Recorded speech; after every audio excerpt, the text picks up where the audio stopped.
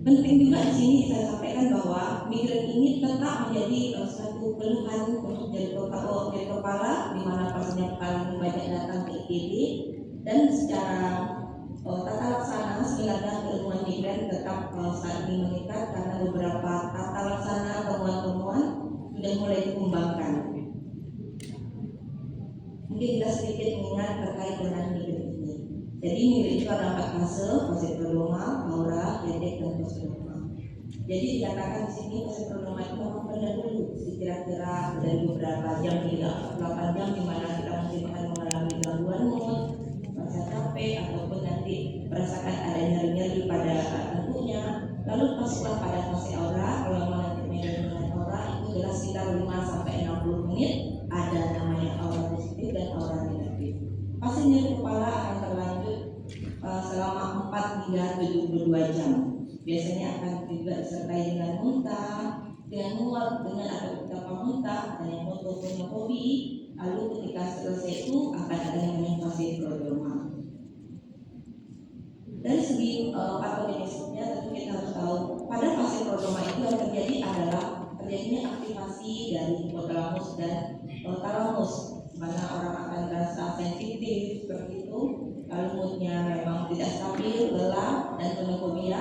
Lalu jika ada fase aura itu patofisiologinya adalah karena adanya cortical spreading depresi. Lalu adanya fase dari kepala karena adanya aktivasi dari sistem vaskular yang akan mengeluarkan marker-marker inflamasi seperti DRP, pacak, lalu ada namanya fase prodroma, di mana itu bentuk sambungan kelanjutan dari teraktivasinya dari mata-mata. Saat ini juga dikembangkan tata laksana terkait migren, di mana langsung kita mengapa tata laksana berdasarkan patofisiologi dilaporkan bahwa Jepang di sini melakukan blok pada CGRP dan menghambat ikatan CGRP dengan reseptornya.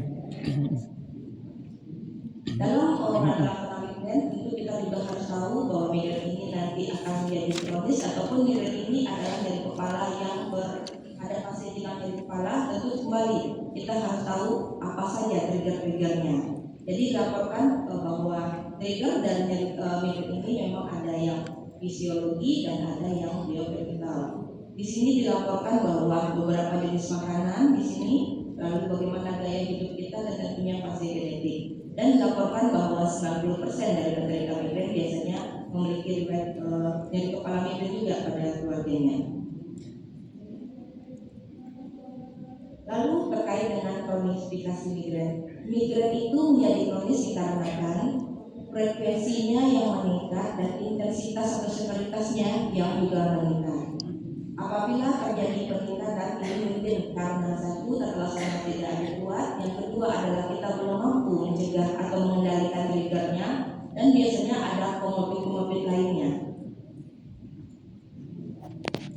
Jadi berdasarkan memang untuk diagnosis migren ini masih di International Classification Headache Disorder 3, di mana migren dibedakan ada yang tanpa aura, dengan aura, dan chronic migren. Untuk yang tanpa aura kita tahu bahwa kita akan menegakkan dengan sebagai migren tanpa aura apabila sudah ada 5 kali serangan, di mana memenuhi kriteria yang kita tahu adalah dari kepala 4-72 jam, lalu bersifat unilateral, tapi dia memang tidak semuanya, cukup 2 dari 4, yaitu unilateral, berdenyut, dan mana severitasnya sedang hingga berat, dan biasanya dipengaruhi oleh aktivitas. Kapan kita akan mengatakan migren dengan aura? Cukup apabila terjadi 2 kali serangan. Yang di sini ada yang namanya aura positif ataupun aura negatif, dan waktunya hanya 5 hingga 30 menit. Lalu kapan kita mengatakan migren itu sebagai kronik migren?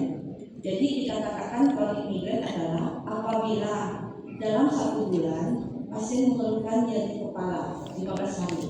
15 harinya menyatakan mengalami nyeri kepala dan 8 harinya dalam gambaran migren.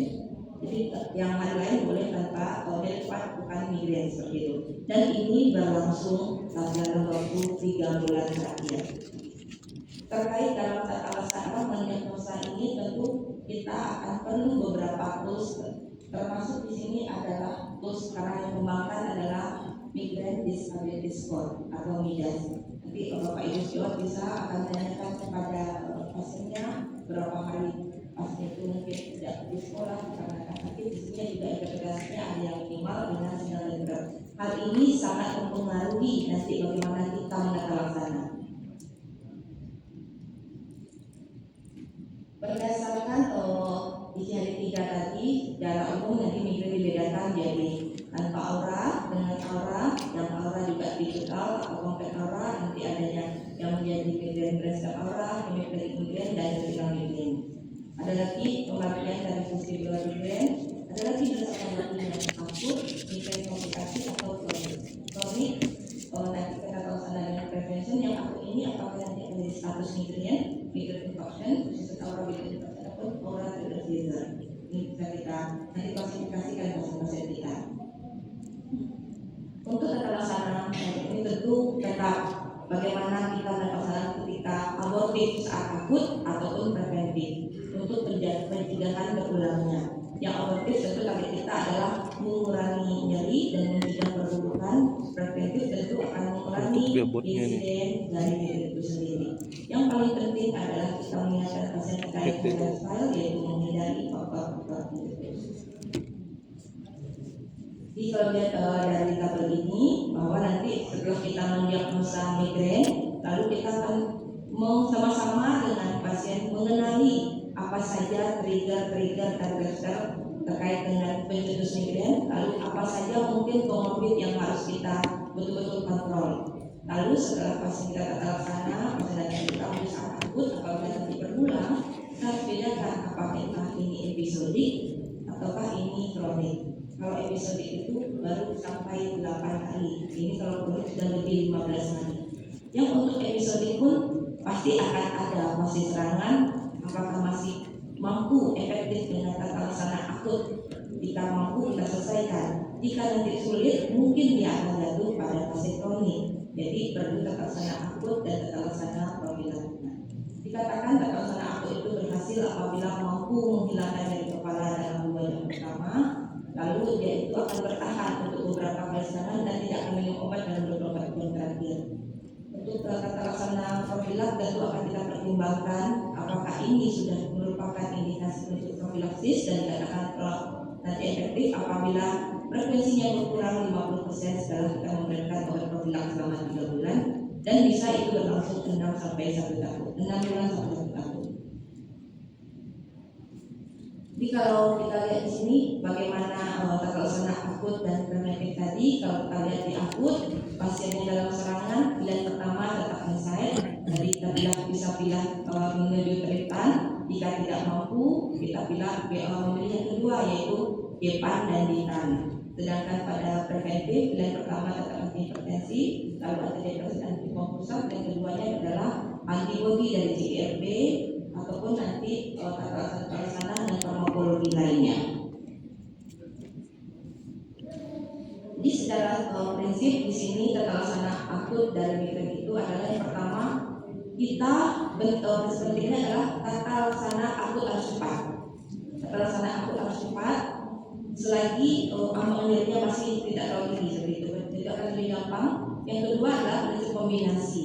Jadi kalau memang ada serangan, nanti ada yang namanya penyuntikan, memang kita harus berikan analgetiknya, walaupun itu spesifik atau non spesifik, nanti antimuntahnya kita berikan. Lalu kita harus hati-hati dengan monitoring dari kondisi overuse. Tapi tetap tata laksana ini memang sekarang tata laksana personal. Pilihannya nanti mungkin bisa dilihat lagi seperti tadi, ada yang analgetik, diktan, telepon, dan kombinasi. Mungkin bisa kalau kelihatan. Ini juga berdasarkan yang aku tadi yang biasanya sama seperti elektro, adanya golongan diktan, airport, lalu nanti diktan dan depan. Memang di sini ini masih yang di tahun 2023 airport kami dan kami juga moderat. Tapi nanti kita akan lihat yang 2025 dari Sepalagia. Ini sama dari tata laksana akut. Tata laksana akut yang disampaikan di sini memang ini sebenarnya adalah tahun 2023 anti-GD apa yang harus kita berikan ketika serangan akut dari migran itu sendiri.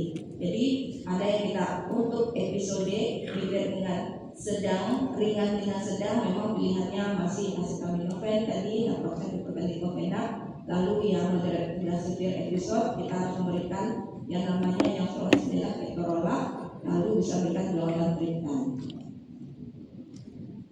Jadi dapat kita simpulkan di sini ini yang tahun 2025 tadi yang Ornello dari Cefalalgia evidennya mengatakan bahwa untuk akut migren yang utama adalah paracetamol, golongan triptan, lalu di sini bisa golongan titan, plasmiditan, tapi mungkin yang ada di kita adalah baru paracetamol dan sumatriptan. Juga gabungan dari paracetamol dan kafein dan asetilsalisilat. Ketika kita memberikan tata laksana akut dalam migren itu sendiri, mungkin ada clinical note yang harus kita perhatikan. Golongan tetap insight, triptan, ergot, titan, dan depan, tapi mungkin kita tetap fokus pada kondisi-kondisi atau hal-hal yang harus kita perhatikan. Apakah pasien yang memiliki penyakit vaskular seperti itu, ataupun ada gangguan-gangguan dari pembuluh darah lainnya. Jadi bisa kita lihat, karena seperti golongan titan itu biasanya efek sampingnya adalah gizi. Kita harus betul-betul semua obat yang kita berikan tetap dipertimbangkan apakah efek samping dan ini memang sangat personal. Jadi kalau kita bisa pilih yang tadi yang abortif itu ada dua, abortif dan spesifik dan abortif spesifik dengan cara kerja tetap sama. Akan memblok reseptor dari reseptor, dia akan di mana nanti akan rilis, kita rilis itu akan dihambat oleh triptan, dan terakhir adalah CGRP antagonis yang akan memblok dari CGRP baik itu desentral dan di peripheral. Oke, ini tadi disampaikan oleh Prof. Analgetik dan antiemetik sama tetap triptan, ergot dan depan. Jadi kenapa dikombinasi dengan kafein dikatakan bahwa ergotamin kafein ini akan meningkatkan absorpsi dari ergotamin. Ya. Terkait dengan tata laksana preventif kita bisa memilih adalah antihipertensi, antidepresan dan antikonvulsan. Itu mana direkomendasikan di sini adalah satu, bagaimana kita memberikan nutraceutical seperti magnesium citrat, coenzim Q10 ataupun riboflavin, dan preventif lainnya memang dengan propranolol, amitriptilin ataupun dengan topiramate. Ya, tadi sudah disampaikan juga. Mungkin di sini yang paling perlu kita tahu adalah ada namanya resisten dan refraktor dari migren. Ya, dikatakan resisten itu apabila dalam nyeri kepala yang kronik itu berlangsung selama 3 bulan dan tidak mampu dengan 3 obat preventif. Dikatakan nanti menjadi refraktor apabila tidak mampu tertata laksana dengan semua pilihan preventif. Kenapa ini terjadi? Ya mungkin karena adanya efek samping dari pengobatan, adanya ketidakmampuan untuk mengontrol komorbid, ataupun tata laksana atau diagnosa kita tidak tepat. Jadi migraine misdiagnosis yang akhirnya bisa menjadi refraktor dari migren itu sendiri. Tata laksana seperti apa? Tetap kita harus memperbaiki korek diagnosis kita kembali dan juga adanya medication overuse. Lalu di sini juga dikembangkan terapi dan farmakologi seperti yang disampaikan yang invasif, ada TMS, ada Gammacore. Dan saat pasien yang akut tadi serangan migren di IGD, sekarang juga dikembangkan satu lagi yaitu intervensi, yaitu adanya blok dari nervus yang dikembangkan di mana kita menginjeksikan lidocain 0,2% lidocain atau 0,5% bupivacin pada jarum 27 atau 30, nanti bisa di blok di sphenoplatina ganglion atau di occipital nerve-nya begitu. Jadi dapat disimpulkan bahwa pada untuk tata laksana universal komprehensif ini tentu kita harus tata laksana untuk yang pertama akut migren, lalu kita modifikasi dari lifestyle, dari sini lifestyle bagaimana, lalu bagaimana kita tata laksana untuk preventif. Tentu semuanya adalah kolaborasi dari farmakologi dan non-farmakologi. Dan farmakologi itu selain dari alat-alat juga ada namanya biofeedback ataupun namanya cognitive behavioral therapy. Mungkin